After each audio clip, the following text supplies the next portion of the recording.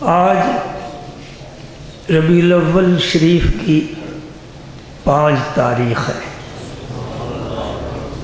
یہ وہ مبارک مہینہ ہے جس مہینے کو رب نے یہ شرف عطا فرمایا کہ مقصود کائنات، مطلوب کائنات، رحمت کائنات، فخر موجودات صلی اللہ علیہ وآلہ وسلم کی آمد اس عالم آب و گل میں اس مہینے میں ہوئی ہے۔ سرکار کی آمد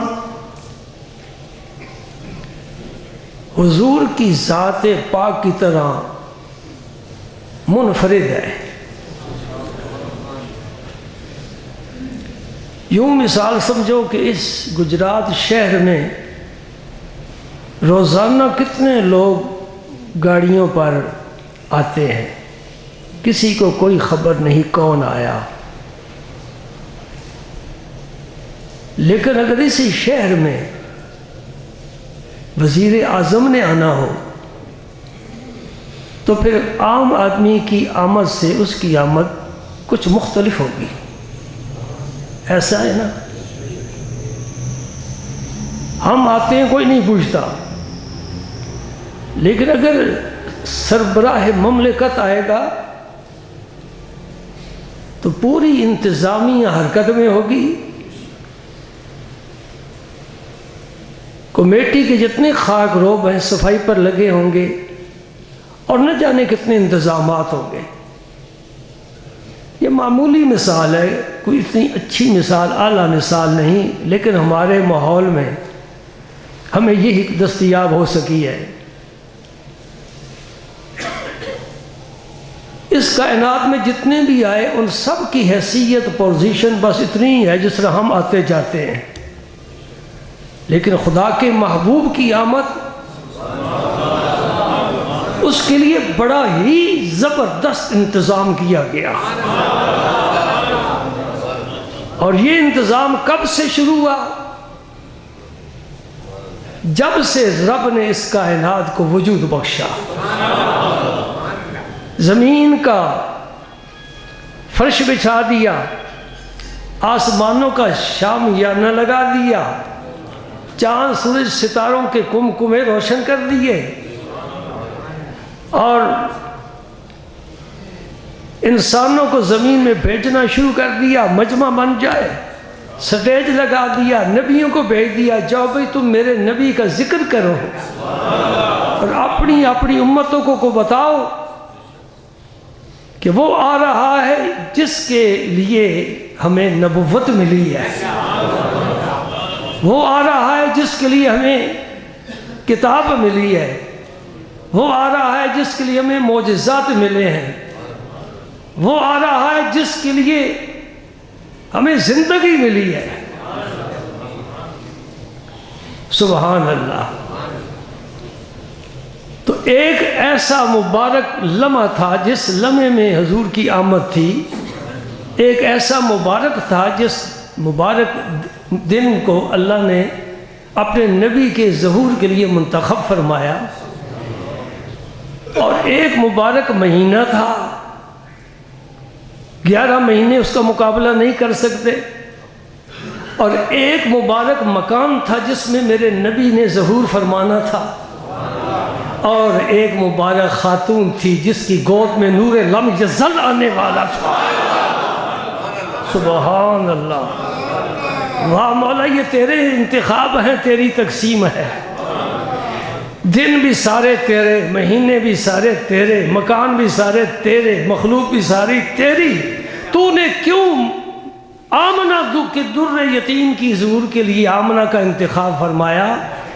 معلوم ہوا کہ دنوں میں سوموار کا دن افضل بن گیا، مہینوں میں ربیع الاول کا مہینہ افضل بن گیا، اور مکانوں میں وہ حجرہ افضل بن گیا جو حضرت عبداللہ کا حجرہ تھا، اور ماؤں میں سے وہ ماں افضل بن گئی جو خاتم النبیین کی ماں بنی، اور دائیوں میں سے وہ دائی افضل بن گئی جس نے رسول اللہ کو دودھ پلایا۔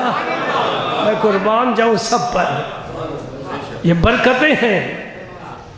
ابو طفیل ایک صحابی ہیں، کم عمر تھے، لیکن جب دنیا سے گئے سب سے بڑی عمر پا کر گئے، اس لیے کہ حضور کے صحابہ میں سے آخری صحابی یہی ہے جنہوں نے انتقال فرمایا سن 101 ہجری میں۔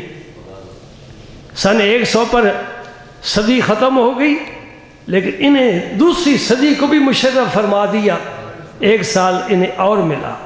فرماتے میں چھوٹا تھا تو میں حضور کی مجلس میں بیٹھا تھا، مجھے کچھ پتہ نہیں کہ یہ خاتون جو آنے والی ہے کون ہے، کہ نبی کریم نے اپنی چادر اتار کر اس کے لیے بچھا دی ہے اور اشارہ کیا ہے کہ آنے والی خاتون اس میری چادر پر بیٹھ۔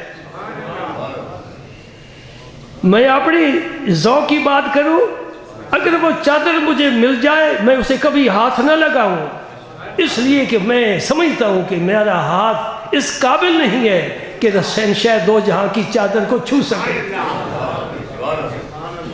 اتنی عظیم چادر، جس چادر کے اندر، جس کے سائے میں فاطمہ آ جائے سیدۃ النساء بن جائے، علی آ جائے سید الاولیاء بن جائے، حسنین کریمین آ جائیں تو جنتی جوانوں کے سردار بن جائے۔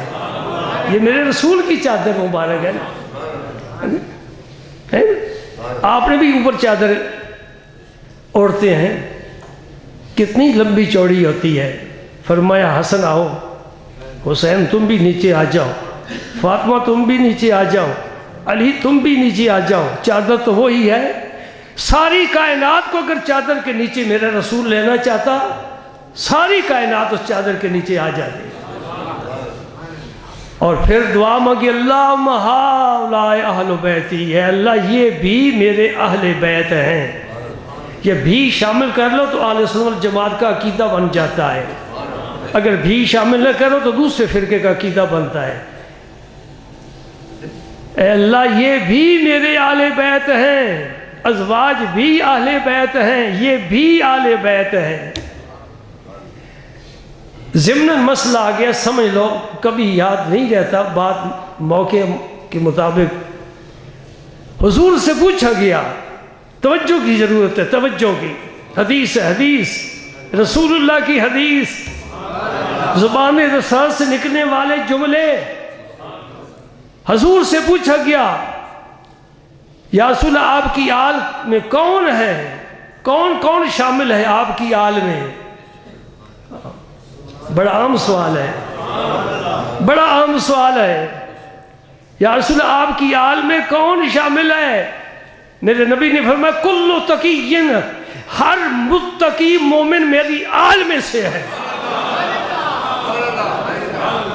اب جب درود پڑھیں گے نا، اللہم صلی علی محمد وعلی آل محمد، اس کا معنی یہ نہیں ہوگا کہ حسن حسین اس طرح شامل ہیں، اس کا معنی ہے خلفائے راشدین بھی ہے، پورے صحابہ ہیں، تابعین ہیں، تبع تابعین ہیں، اور اس امت کا ہر ولی، ہر متقی اس میں شامل ہے۔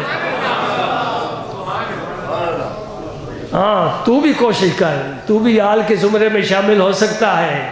تقویٰ مل جائے، پرہیزگاری مل جائے، نیکی مل جائے، رسول اللہ کی غلامی مل جائے، ان کی سنت کی اتباع مل جائے، نقش قدم کی تلاش مل جائے، انشاءاللہ اللہ کے نبی کا دامن بڑا وسیع ہے۔ وہ چند افراد کے لیے نہیں آیا، وہ ساری کائنات کے لیے آیا ہے۔ عرش ملا تک، اس سے اوپر تک میرے نبی کی نبوت ہے، تخت و سرا سے لے کر عرش علا تک ساری کائنات کا نبی ہے۔ سبحان اللہ۔ ابو طفیل کہتے ہیں میں نے پاس بیٹھے ہوئے صاحب سے پوچھا کہ یہ اتنا اعزاز ایک خاتون کے لیے اپنی چادر بچھا دی، یہ کون ہے؟ انہوں نے بتایا کہ یہ وہ مبارک خاتون ہے جس نے میرے نبی کو دودھ پلایا تھا، رضائی ماں، دودھ پلانے والی ماں، قبیلہ قریش سے تعلق نہیں ہے، بنو ہاشم میں سے نہیں ہے، نبی کی خاندان میں سے نہیں ہے، فقط شیر پلایا ہے، اس کی میرے نبی نے یہ انعام اس کا دیا ہے، فرمایا میری چادر پر بیٹھ۔ اور ایک دوسری روایت میں نے پڑھا ہے کہ حضور کے رضائی والد بھی آئے، حضور نے اپنی چادر کا ایک پلڑا ان کے لیے بچھا دیا۔ پھر حضور کے رضائی بھائی آئے، یہ سارا قبیلہ بن جاتا ہے نا، ایک عورت کا ایک دفعہ دودھ پی لیا جائے وہ ماں بن جاتی ہے، اور جس نے جنا ہے اس کی کیا شان ہے؟ اس کی شان میرا نبی بتائے گا، کوئی اور نہیں بتا سکتا۔ فرمایا جس ماں کے پیٹ سے تو نکلا ہے اس کے قدموں کے نیچے تیری جنت ہے۔ سبحان اللہ، میرے رسول نے یہ سارے منصب بتائے ہیں، یہ سارے تعارف کرائے ہیں، یہ سارے رشتوں کا احترام سکھایا ہے، پڑوسی کا کیا حق ہے، بچے کا کیا ہے، بیوی کا ہے، ماں باپ کا کیا ہے، باپ کا، اولاد کا، سب کے حقوق بتائے میرے نبی نے۔ سبحان اللہ، بڑی عزت عطا فرمائی۔ وہ دائی سب دائیوں سے بڑی تو نے توقیر پائی حلیمہ، بڑی تو نے توقیر پائی حلیمہ۔ کوئی سند لیتا ہے، ڈگری لیتا ہے، عزت پاتا ہے۔ کوئی ملک کی، قوم کی خدمت کرتا ہے، عزت پاتا ہے۔ کوئی بڑی دولت جمع کر لیتا ہے، عزت پاتا ہے۔ حلیمہ تو نے کیا کیا ہے؟ حلیمہ کہتی ہے میں نے دونوں جہانوں کے سردار کو اپنے شیر پلایا ہے۔ بڑی تو نے توقیر پائی حلیمہ کہ ہے تو محمد کی دائی حلیمہ۔ وہ ایک حلیمہ تھی، اب اس قرۂ خاک پر تم حلیمہ ڈھونڈو، بے شمار حلیمہ ملیں گی۔ جس طرح بلال ایک تھا، بے شمار بلال ملیں گے۔ سبحان اللہ، یہ نبی کا فیض ہے، قیامت تک جاری ساری رہے گا۔ خوش نصیب ہے جو اس چشمے سے سیراب ہونے کی کوشش کرتے ہیں۔ میں آج کی اس گفتگو کا آغاز اس حدیث پاک سے کرتا ہوں جو میرے نبی پاک صلی اللہ علیہ وسلم نے صحابہ کے جواب میں ارشاد فرمائی۔ یہ حدیث شریف ترمذی شریف کی ہے، اور اس کے راوی حضرت ابو ہریرہ ہیں۔ فرماتے ہیں کہ صحابہ کرام نے نبی کریم صلی اللہ علیہ وسلم سے عرض کیا متى واجبت لک النبوہ، یا رسول اللہ آپ کے لیے نبوت کب ثابت ہوئی؟ یعنی ہر چیز کی ابتدا ہے، ایک میرے رب کی کوئی ابتدا نہیں۔ ہر چیز کی انتہا ہے، ایک میرے رب کی کوئی انتہا نہیں۔ وہ ہر ابتدا سے بھی پہلے موجود ہے، ہر انتہا کے بعد بھی وہ موجود ہے۔ سبحان اللہ، ہر چیز کی حد ہے، میرے رب کی ہوئی حد نہیں۔ ہر چیز فانی ہے، میرے رب فانی نہیں۔ ہر چیز کی مقدار ہے، میرے رب کی کوئی مقدار نہیں۔ سبحان اللہ، سبحان اللہ۔ تو حضور نے جواب دیا وَآدَمُ بَيْنَ الرُّوحِ وَالْجَسَدِ، اس وقت کی بات کرتا ہوں نبوت کی جبکہ ابھی آدم علیہ السلام روح اور جسم کے درمیان تھے، یعنی نہ جسم تھا نہ روح تھی، کچھ بھی نہیں تھا۔ ایک بڑی پیاری نکتے کی بات ذہن میں آئی، عرض کرتا ہوں، توجہ فرمائیں۔ آدم تو ابو البشر ہے نا، تو بشر اس کے بعد آئے، پہلے آدم آئے، اور آدم کے پہلے فرزند شیس علیہ السلام ہے جو نبی بنے، یہ پہلے فرزند ہے، اور یہ اکیلے پیدا ہوئے۔ آدم علیہ السلام کے پہلے بیٹے اکیلے پیدا ہوئے، اس کے بعد جتنی اولاد ہوئی جوڑا جوڑا پیدا ہوا، ہر بیٹے کے ساتھ بیٹی پیدا ہوئی، کیونکہ رب نے نسل انسانی کو بڑھانا تھا۔ اب آدم علیہ السلام کا بھائی تو ہے نہیں کہ ان کی اولاد کے آپس میں رشتے ہو جائیں اور نسل آگے چلے، بس ایک ہی آدم ہے، جس آدم کے نہ باپ ہے نہ ماں ہے۔ رب نے ایک مثال قائم کر دی کہ میں چاہوں تو بغیر باپ کے بغیر ماں کے آدم جیسا انسان پیدا کر سکتا ہوں، اور آدم علیہ السلام پر نیند غالب فرما کر ان کی بائیں پسلی سے حوا کو پیدا کیا۔ جب آنکھ کھولی تو ہم جنس پایا۔ رب نے مثال قائم کر دی، میں چاہوں تو بغیر ماں کے بھی حوا کو پیدا کر سکتا ہوں۔ عیسیٰ علیہ السلام کو بغیر باپ کے پیدا کیا۔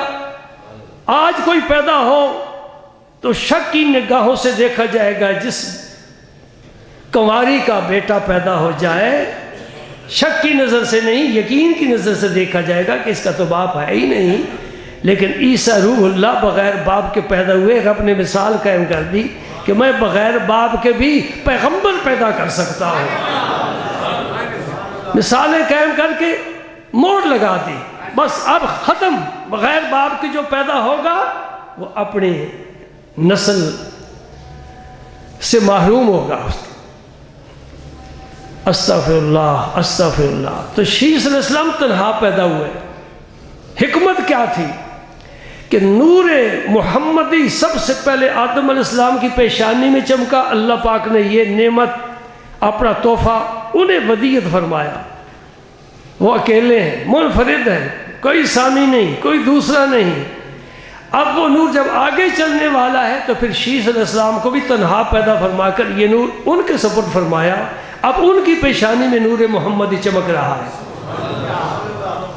بات یہ کرنا چاہتا ہوں کہ سرکار دو عالم صلی اللہ علیہ وسلم کو سب سے پہلے رب نے پیدا فرمایا. اس میں حکمت کیا ہے؟ نبی صاحب میں بعد میں آئے. بچہ پیدا ہوتا ہے تو پہلے ماں کے پستانوں میں دودھ کا انتظام ہوتا ہے. اسی طرح چونکہ نبی کریم صلی اللہ علیہ وسلم نے تمام نبیوں کی تربیت فرمانی عالم ارواح میں اور اپنے فیض سے فیضیاب فرمانا ہے, اور تمام انبیاء کی ارواح نے حضور کے ذات پاک سے استفادہ کرنا ہے, فیض پانا ہے. اس لیے اللہ پاک نے سب کو بعد میں پیدا کیا اور رسول پاک صلی اللہ علیہ وسلم کو سب سے پہلے پیدا کیا تاکہ ان سے انبیاء کرام فیض پائے. یہ مسئلہ بڑا اہم ہے کہ ہر نبی نے حضور سے فیض پایا, اور اتنا ہی اہم یہ مسئلہ ہے کہ ہر ولی نے علی المرتضیٰ سے فیض پایا. اس لیے میرے نبی امام الانبیاء بنے اور میرے علی سید الاولیاء بنے.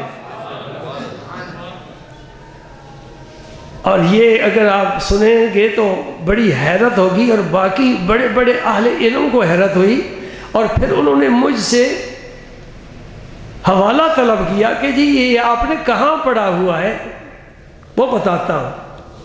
اس امت کا ولی تو علی المرتضیٰ سے فیض یاب ہوگا, لیکن میرا موقف یہ ہے کہ پہلی امتوں کے ولی بھی علی المرتضیٰ کی روح سے فیض یاب ہوئے. جی یہ حوالہ بڑا عجیب ہے کہ پہلی امتیں جو حضرت علی سے پہلے گزر گئی ہیں انہوں نے بھی فیض پایا ہے تو مولا کائنات سے فیض پایا ہے.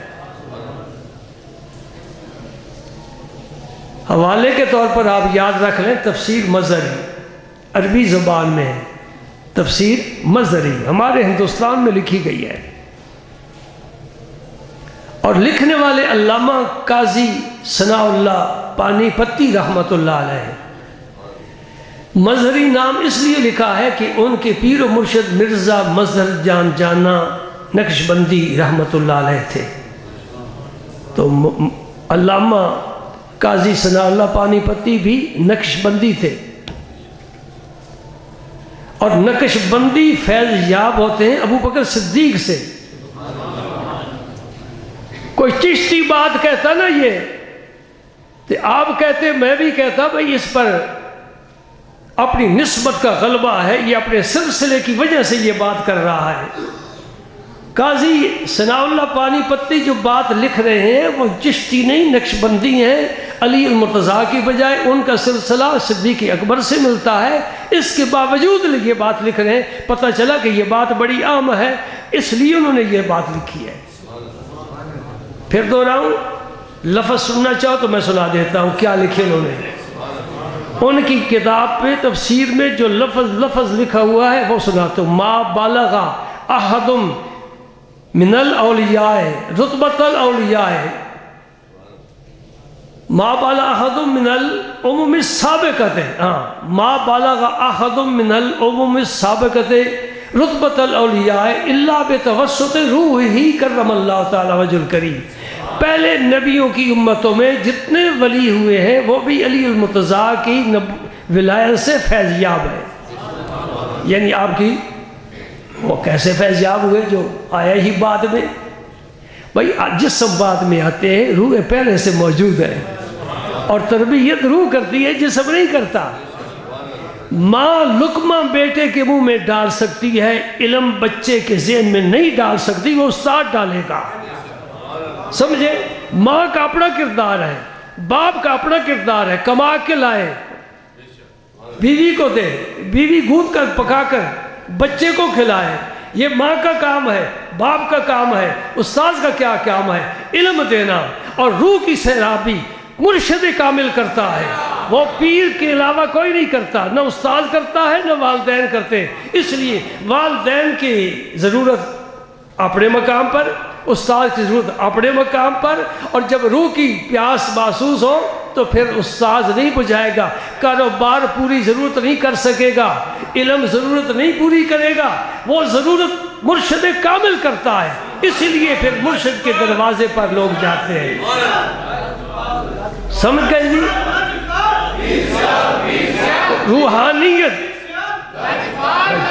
روحانی فیض ولیوں نے، پہلی امتوں کے ہوں اس امت کے ہوں، سب نے فیض جناب علی المرتضیٰ سے پایا ہے، اور سارے نبیوں نے فیض میرے نبی کریم سے فیض پایا ہے۔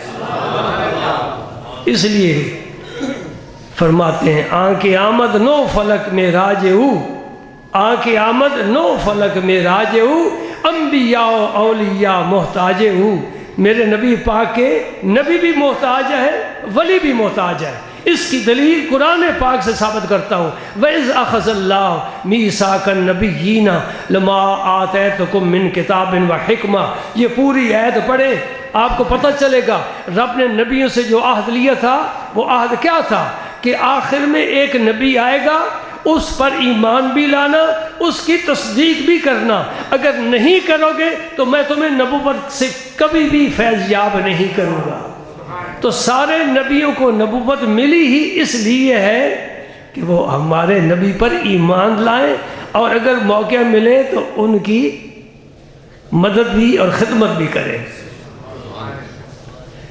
اور اس کو عہد کو عملی طور پر پورا کرنے کے لیے میرے رب کریم نے اپنے رسول پاک کو جو معراج کرایا، وہ مسجد حرام سے اٹھا کر رب نہیں لے گیا، کہا چلو بیت المقدس چلو، بیت المقدس چلو، یہ زمین کا سفر ہے۔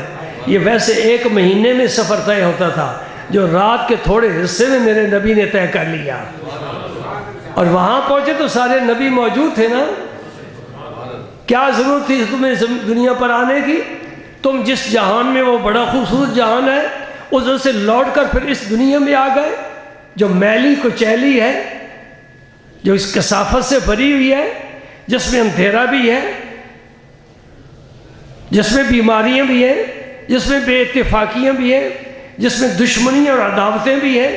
اس دنیا میں تمہیں آنے کی کیا ضرورت ہے؟ تم آسمانوں پر تھے، وہاں سے نیچے آ گئے، کیا وجہ ہے؟ تو وہ جواب دیں گے، ان کی روح جواب دے گی، ہم خاتم النبیین پر ایمان لائے ہیں، اب ان کے پیچھے نماز پڑھ کر ان کا استقبال جب تک نہیں کریں گے ہماری نبوت مکمل ہی نہیں ہو سکتی۔ آج موقع مل گیا ہے، آج موقع مل گیا ہے، آج آپ کے پیچھے نماز پڑھیں گے۔ ہاں، مسجد اقصی کھچا کھچ بھری ہوئی ہے، اور صفیں سب نبیوں کی ہیں۔ ایسی بھی کوئی نماز دیکھی تم نے؟ صفیں سب نبیوں کی ہیں۔ حضور کے پیچھے آدم علیہ السلام کھڑے ہیں، جو سب سے پہلے آئے تھے، پیچھے کھڑے ہیں، پیچھے آیا تھا، پہلے کھڑا ہے۔ آخر آمد بود فخر الاولین، آئے بعد میں، چھا گئے سب پر۔ سبحان اللہ۔ اذان کہی کس نے؟ بلال حبشی نے؟ نہیں، یہاں حضرت بلال کا مقام نہیں ہے، یہاں جبریل امین نے اذان کہی ہے، اور صدرہ نشین۔ تو اذان میں یہ کلمات کہے نا، اشہد ان محمد رسول اللہ، کہے کہ نہ کہے جبریل نے؟ سارے نبی سن رہے ہیں، سارے نبی سن رہے ہیں۔ ہم بھی نبی تھے، ہم بھی رسول تھے، لیکن یہ نبی ہیں، یہ رسول ہیں، تھے اور ہیں میں فرق ہوتا ہے نا۔ مشرف پرویز صدر تھا، آصف زرداری صدر ہے، فرق ہے نا؟ ہم سب نبی تھے، یہ نبی ہے، اور آج 1400 سال کے بعد بھی محمد الرسول اللہ، محمد اللہ کے رسول ہیں۔ حیات النبی کا مسئلہ تو حل ہو گیا نا؟ جو گزر جائے، جو مر جائے، کہتے تھا اس مولوی سے پوچھو جا کر تو کلمہ کیسے پڑھتا ہے؟ اگر یہی کلمہ پڑھتا ہے تو پھر وہ حیات النبی کا قائل ہونا پڑے گا۔ بھئی عقل کی بات ہے نا؟ سبحان اللہ۔ تو میں تو اور سوچ رہا ہوں، سارے نبیوں نے تشہد بھی پڑھا کہ نہ پڑھا؟ تشہد، التحیات، نماز تو مکمل ہی نہیں ہوتی، تشہد کے بغیر تو نماز مکمل ہی نہیں ہوتی۔ تو تشہد میں آپ کیا پڑھتے ہو؟ اشہد ان محمد رسول پڑھتے ہو نا؟ نبیوں نے پڑھا کہ نہ پڑھا؟ یہ اس میثاق کی تکمیل ہو رہی ہے، مصطفیٰ کریم کے پیچھے نماز پڑھ کے۔ رب کریم، تو نے ہم سے عہد لیا تھا، تیرے نبی کے پیچھے ہم نماز پڑھ کے اس عہد کو پورا کر رہے ہیں۔ سبحان اللہ۔ معراج کا ذکر تو نہیں ہے نا، میلاد کا ذکر ہے۔ ضمناً آ گیا تو حضور نے فرمایا ابھی آدم علیہ السلام کا وجود مبارک تیار نہیں ہوا تھا، میں اس وقت سے نبی ہوں، اس لیے کہ سارے نبی مجھ سے استفادہ کریں، سارے نبیوں کو فیض عطا کروں، سارے نبیوں کی عالم ارواح میں تربیت کروں، اور ان کو پھر اپنے اپنے موقع پر، اپنے اپنے منصب پر پہنچ کر یہ اپنا فریضہ نبوت ادا کریں۔ تو آپ کی آمد نرالی ہے، آپ کی آمد منفرد ہے جی۔ خوشیاں پھیل گئی کہ نہیں؟ چاند نظر آتے ہی کتنے لوگوں نے مبارکیں دیں، ٹیلی فون پر آ کر میسج بھیجے۔ یہ کیوں ہو رہا ہے؟ بھئی آ گیا وہ نور والا جس کا سارا نور ہے۔ سارے نبیوں نے نام لیے ہیں، سنو، اشہد ان لا الہ الا اللہ سارے نبیوں نے کہا ہے، میرے نبی نے بھی کہا ہے۔ کیا فرق ہے؟ آپ بھی کہتے ہیں، میں بھی کہتا ہوں، فرق کیا ہے؟ آپ غیب پر ایمان لا کر کہتے ہیں، کوئی پوچھے گواہی دے رہا ہے، گواہی تو تب ہوتی ہے موقع کا گواہ ہو، عینی گواہ، چشمدید گواہ۔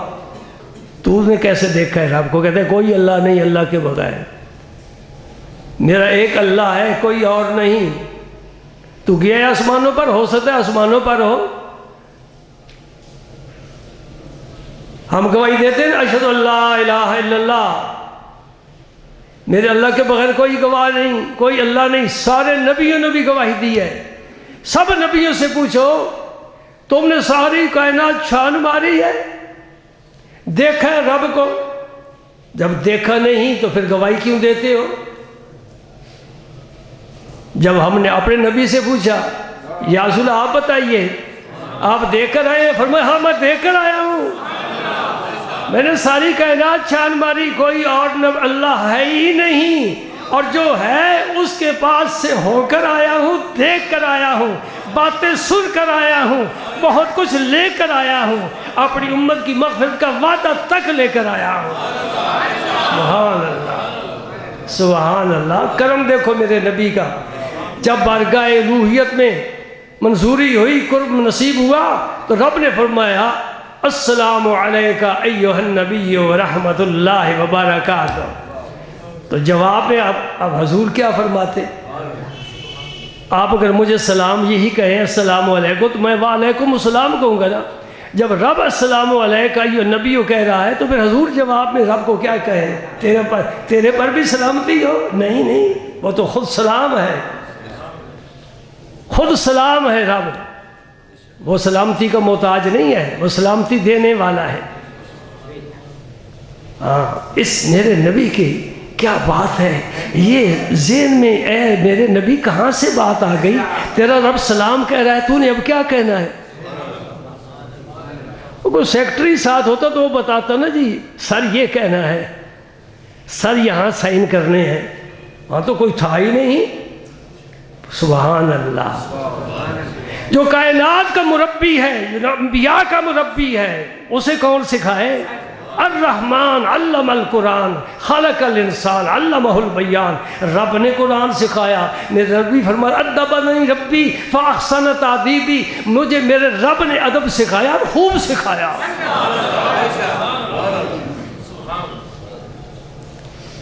ہاں، اس کا جواب بعد میں دوں گا، پہلے تفسیر روح البیان کھولو۔ سورۃ مریم، سورۃ مریم کی پہلی آیت کیا ہے؟ حروف مقطعات، کاف ہا یا عین صاد۔ حافظ صاحب بیٹھے ہیں، یہی ہے نا؟ طریقہ کیا تھا؟ جبریل امین جب آتے وہی لے کر پیش کرتے، الف لام میم، حضور بھی فرماتے الف لام میم ذالک الکتاب، آپ بھی فرماتے ذالک الکتاب۔ جو جبریل پڑھتے حضور بھی پڑھتے، اور تیزی تیزی سے پڑھتے۔ تو اس میں مشقت ہوتی ہے نا۔ اللہ پاک نے چاہا کہ میرے حبیب تو مشقت میں کیوں پڑا ہوا ہے؟ ہاں، لا تحرک بہ لسانک لتعجل بہ، میرے نبی جلدی کرنے کے لیے اپنی زبان کو تم حرکت نہ دو، تم خاموش رہو، صرف سنو۔ جبریل جو کہتا ہے نا، تم صرف سنو، زبان کو بھی حرکت نہ دو، جلدی نہ کرو، مشقت میں نہ پڑو، میرا حبیب ہے، میں تیری مشقت برداشت نہیں کرتا۔ لا تحرک بہ لسانک لتعجل بہ۔ یا اللہ، پھر یہ میرے ذہن میں قرآن کیسے بیٹھے گا؟ ان علینا بیانہ، میرے حبیب تم خاموش رہو، تیرے سینے میں قرآن کو جمع کرنا میرا کام ہے، ہم جمع کر دیں گے تیرے سینہ پاک میں۔ سبحان اللہ۔ تو جب جبریل امین یہ سورہ مریم کی پہلی آیت لے کر آئے نا، کاف ہا یا عین صاد، تو انہوں نے سب سے پہلے جب پڑھے نا کاف، تو حضور نے کیا فرمایا جواب؟ عرفت، میں پہلے سے جانتا ہوں۔ ہاں عرفت، میں پہلے سے جانتا ہوں۔ وہ جو حرف پڑھتے حضور فرماتے میں پہلے سے جانتی ہوں، تو اب آیا ہے، میں وہاں رہ کر آیا ہوں جہاں یہ سارا قرآن لکھا گیا ہے۔ سبحان اللہ۔ تو بات یہ کرنا چاہتا تھا کہ جب اللہ پاک نے فرمایا السلام علیک ایھا النبی ورحمۃ اللہ وبرکاتہ، میرے نبی نے کیا جواب دیا؟ السلام علینا وعلی عباد اللہ الصالحین۔ سبحان اللہ۔ اے میرے رب کریم، تو نے مجھے سلامتی سے نوازا ہے، میں تو رحمت للعالمین ہوں نا، میں سب کو شامل کرنا چاہتا ہوں۔ تیری یہ سلامتی میں بھی قبول کرتا ہوں، میں نہیں ہم قبول کرتے ہیں، اور جو تیرے نیک بندے ہیں میں ان کو بھی اس میں شامل کرتا ہوں۔ جی نیک بندے تو شامل ہو گئے، ہم کدھر گئے؟ ہمارا تو ذکر ہی کوئی نہیں آیا نا۔ السلام علینا، ہم پر سلامتی، وعلی عباد اللہ الصالحین، اللہ کے نیک بندوں پر بھی سلامتی۔ وہ نیک بندے تو سلامتی لے گئے، وہ گناہگار کدھر گئے؟ یہ میرے نبی کا کرم ہے، یہ میرے نبی کا کمال ہے۔ وہ علینا جو جمع کا صیغہ استعمال کیا، اس میں حضور نے اپنے ساتھ گناہگاروں کو شامل فرما لیا۔ یا اللہ، تیرے نیک بندے تو نیکی کی وجہ سے سلامتی لے گئے، اور میں تیرا نبی ہوں، میں بھی سلامتی لے گیا۔ جو تیرے گناہگار بندے ہیں وہ میں اپنے دامن میں چھپا کر اپنی سلامتی ان کو دے دیتا ہوں، ان پر بھی سلامتی ہو۔ تو رسول کریم نے کسی مقام پر اپنی امت کو فراموش نہیں کیا۔ یہ آج کا سبق ہے، یہ پیغام ہے۔ رسول پاک نے کسی مقام پر اپنی امت کو فراموش نہیں کیا۔ بھولنے والے ہم ہی ہیں، محسن کو ہمیشہ یاد کیا جاتا ہے۔ تو ربیع الاول کی تقریبات جتنی ہیں، کوئی بدعت کہتا ہے تو بے شک کہتا رہے، ہم یہ سمجھتے ہیں کہ محسن کو ہمیشہ اقبال ڈے مناتے ہو کہ نہیں مناتے؟ کچھ نے احسان کیے نا قوم پر، چٹکی بھر، میرے نبی کا احسان کیا ہے، زمین و آسمان میں نہیں سماتا۔ اگر ہم اپنے لیڈروں کے سیاسی لیڈروں کے دن منائیں، مفکرین کو اتنی اہمیت دیں، تو جو ساری کائنات کا دولہا بن کر آیا، رب کا حبیب شفاعت کا سہرہ باندھ کر آیا، رحمت للعالمین کا تاج پہن کر آیا، اور خاتم النبیین کا پیغام لے کر آیا کہ میرے بعد اب کوئی نہیں آئے گا، بس میں ہی ہوں آخری اور کمال درجے کا، اب میرے بعد کون آنے والا ہے؟ تو ان کا دن نہ منایا جائے، خوشی نہ منائی جائے، تقریبات کا اہتمام نہ کیا جائے؟ اچھا بھائی، گھروں میں جو میلاد مناتے ہو یا مسجدوں میں کوئی گانے بجانے کا انتظام کرتے ہو، کیوں مولوی منع کرتے ہیں؟ کوئی ناچ گانا ہوتا ہے؟ جی نہیں، کیا ہوتا ہے؟ سب سے پہلے قرآن پڑھا جاتا ہے۔ قرآن پڑھنا بدعت ہو گیا، نعت شریف پڑھی جاتی ہے، حضرت حسان نے پڑھی، یہ بدعت ہو گئی۔ تقریریں ہوتی ہیں، سب سے پہلے میرے نبی نے واعظ فرمایا، یہ بدعت ہے۔ کھانا تقسیم ہوتا ہے، میرے رسول کے پاس صحابہ کرام جب چاش کے وقت حاضر ہوتے تھے، بڑا پیالہ تھا، 4 آدمی اٹھاتے تھے، اس میں کھانا تیار ہوتا تھا، میرے نبی خود کھانا کھلایا کرتا تھا۔ کھانا کھلانا بدعت، تلاوت بدعت، تقریر، نعت، محبت سے بیٹھنا یہ بدعت، سرکار کے فضائل بیان کرنا یہ بدعت۔ سوجی پاک، حلوہ سوجی پاک، چینی پاک اور گھی پاک، ان کو ملا لیا تو حلوہ ناپاک۔ جب اجزاء پاک ہے تو پھر جو مجموعہ ہے وہ بھی پاک ہوگا نا۔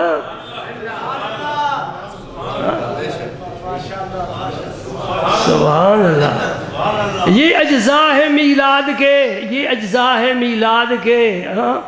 ان کو بدعت کہنا، حرام کہنا، میں سمجھتا ہوں۔ اچھا کسی محلے میں جاؤ نا تو مکان پر تمہیں لائٹ نظر آئے تو کیا خیال کرتے ہو؟ اس گھر میں کوئی خوشی ہے؟ ساتھ والے نہیں، لائٹ ان کے ہاں نہیں ہے۔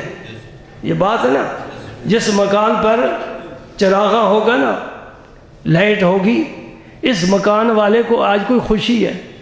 یہ تو بچہ پیدا ہوا ہے، یا اس کے بیٹے کی شادی ہے، یا کوئی بزرگ عمرے پر یا حج پر جا رہے ہیں، یہی موقع ہوتا ہے نا لائٹ کرتے ہو۔ ہاں تو دیکھ لینا 12 ربیع الاول کو جن مسجدوں پر لائٹ ہوگی، سمجھ لو ان کے گھر کوئی مہمان آیا ہوا ہے۔ ہاں، ہمیں فتووں کی کوئی پرواہ نہیں۔ اور مسجد کا ایک مینار ہی کافی ہوتا ہے نا۔ مدینہ پاک، مکہ مکرمہ جا کر دیکھ لو کتنے مینار ہیں، سارے گرا دو، ایک کافی ہے اشارے کے لیے۔ دیکھنے کے لیے ایک آنکھ کافی ہے، ایک نکال دو۔ سننے کے لیے ایک کان کافی ہے، دوسرا کاٹ دو۔ ہاتھ ایک ہی کافی ہے، پاؤں بھی ایک کافی ہے۔ یہ کیا فضول خرچی ہے جی؟ کیا فضول خرچی ہے؟ جب کام چل سکتا ہے ایک آنکھ سے تو دوسری آنکھ کی کیا ضرورت ہے؟ میرے رب نے یہ کرم اہل سنت پر فرمایا ہے۔ اہل سنت جماعت اس نعمت کو قبول کرتی ہے اور پھر خوشی مناتی ہے۔ قل بفضل اللہ وبرحمتہ فبذالک فلیفرحوا، جس پر اللہ کا فضل ہو، اللہ کی رحمت ہو، اسے خوشی منانی چاہیے۔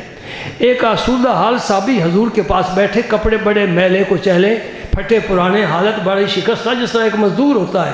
حضور نے پھر فرمایا کیا تیرے اوپر اللہ کی نعمت ہے کہ نہیں؟ تیرے گھر میں اللہ کا دیے وہ بہت کچھ ہے، یا رسول اللہ بڑا کرم ہے۔ تو فرمایا وہ نعمت جسم پر بھی نظر آنی چاہیے۔ کیا تو نے حالت بنائی ہے مزدوروں کی طرح؟ اچھا لباس پہنا کرو، سبحان اللہ، اچھا کھانا کھایا کرو۔ ہر آدمی چاہتا ہے کہ مجھے ہر آدمی اچھا سمجھے، چاہتے ہو کہ نہیں چاہتے؟ اسی وجہ سے کوئی تعریف کرے تو بڑا آدمی چوڑا ہو جاتا ہے، جسے خوش آمد کہتے ہیں۔ حضور نے کسی کے منہ پر اس کی تعریف کرنے سے منع فرمایا ہے، کسی کے سامنے اس کی تعریف نہ کرو۔ لیکن ہر آدمی چاہتا ہے کہ میرے متعلق لوگوں کے خیالات اچھے ہوں، میں اچھا سمجھا جاؤں۔ گاڑی کوئی خریدتا ہے کہتی اچھی خریدنی ہے، موٹر سائیکل اچھی ہے، سائیکل، مکان بنا اچھا، بیوی خریدنی ہے اچھی، اولاد ہو وہ بھی اچھی ہو، اور ہر شے اچھی، اور عمل خاموش ہو گئے. عمل ہے تو حضور کی سنت اچھی ہے کہ سنت کے خلاف اچھا ہے؟ نہیں، آج جمعہ نہیں پڑھنا، آج یہ فیصلہ کرنا ہے. مجھے یہ بتاؤ، تو اچھا بننا چاہتا ہے اپنے محلے میں، اپنی سوسائٹی میں، اپنے ماحول میں، اپنے گھر میں، اور ہر چیز اچھی چاہتا ہے، عمل کیوں نہیں اچھا چاہتا؟ نبی کے طریقے کے مطابق اچھا ہے کہ نبی کے طریقے کے خلاف اچھا ہے؟ یہ مجھے بتا. دروازے بند ہیں، باقی بھی بے شک بند کر دو، آج میں ان سے فیصلہ لیتا ہوں. جو باہر کھڑے ہیں انہیں نکلنے نہ دینا. جو باہر کھڑے تم بھی میری بات سن رہے ہو، نبی کے طریقے کے مطابق کام اچھا ہے یا اس کے خلاف اچھا ہے؟